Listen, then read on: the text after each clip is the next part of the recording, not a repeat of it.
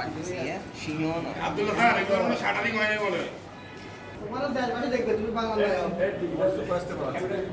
164 এ সেই আসামির তথ্য অনুযায়ী আমরা এই অস্ত্রটা উদ্ধার করি। এটা মেড ইন জার্মান এবং এটা একজন ব্যবসায়ী অস্ত্র। তার ড্রয়ারে অস্ত্রটা ছিল এবং প্রায় 2 লক্ষ টাকা ছিল। এরা কিন্তু আসলে চোর বেসিক্যালি।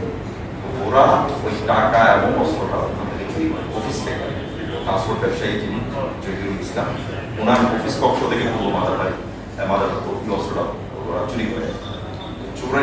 এরপরে মামলার তদন্তে আমরা জিল্লুর রহমানের কাছ থেকে যে 164 করা হয় অন্য মামলা, সেই মামলার রেফারেন্সে কিন্তু আমরা এই চোর চক্রের সন্ধান পাই এবং পরবর্তীতে তাদের দেওয়া তথ্য মতো এই অস্ত্র উদ্ধার করা হয়।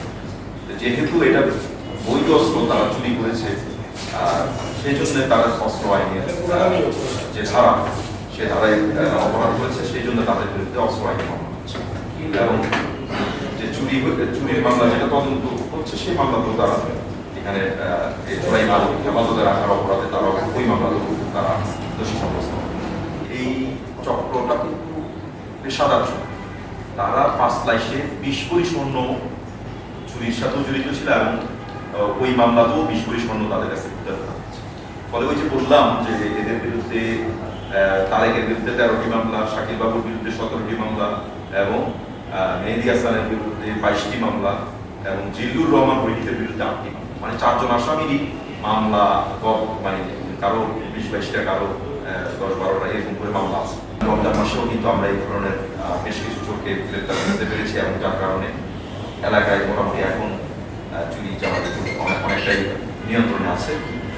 তো এই আসামির গ্রেফতারের পরে আমরা যেটা এবং তাদের যে জিজ্ঞাসাবাদে আমরা জানি যে তারা এই অস্ত্রটা 1 লক্ষ টাকা দামে বিক্রি করার কথা ছিল এবং এটা গায়ে মেড ইন জার্মানি লেখা, যার কারণে তাদের বিরুদ্ধে অস্ত্র আইনে আমরা একটা মামলা দায়ের করছি।